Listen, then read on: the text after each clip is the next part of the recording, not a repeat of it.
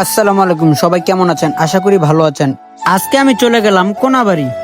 এখানে পৌঁছে প্রথমে দেখা হয় সেই মর্মান্তিক জমিদার বাড়ি। বাড়িটি একেবারে স্বপ্নের মতো, চারপাশে জুড়ে পুরানো ঐতিহাসিক ছাপ। দেয়ালে পূর্বপুরুষদের ছবিগুলো যেন জীবন্ত হয়ে আছে।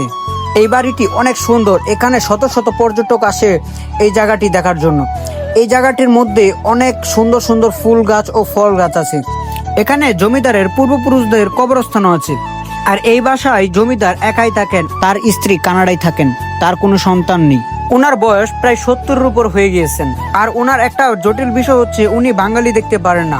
এটা উনি জানে কি জন্য দেখতে পারেন না। এই জমিদার বাড়ি শুধু সৌন্দর্যের জন্যই নয়, বরং এই জায়গাটি সত্যিই মানুষের ভালোবাসার কেন্দ্র, যেখানে সবাই আসতে পারেন। আর এই জমিদারের শত শত জায়গা পড়ে রয়েছে। আর উনি তার চাকর বাকরদের অনেক আদর যত্ন করেন। আর উনি নিজস্ব টাকা দিয়ে একটা মসজিদও গড়ে তুলেছেন। আর এই বিলাইটা যেভাবে শুয়ে রয়েছে মনে হচ্ছে উনি এই বাসার মালিক। আর এটা হচ্ছে জমিদারের দ্বিতীয় বাসা, এটা অনেক দিন ধরেই পড়ে আছে। আর আজকে আমি এই জায়গাটায় গিয়েছি জান্নাত আপুদের সাথে। ওদের আজকে একটা শুটের জন্য আমিও তাদের সাথে চলে আসছিলাম এই জমিদার বাড়িতে। আর জান্নাত আপু আমার ব্লগের দিকে তাকিয়ে হাসতেছে।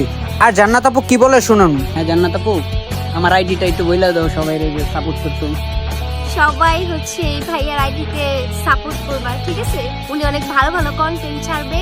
আর সবাই সবসময় তার পাশে থাকবা, লাইক কমেন্ট সাপোর্ট করবা, বুঝছো?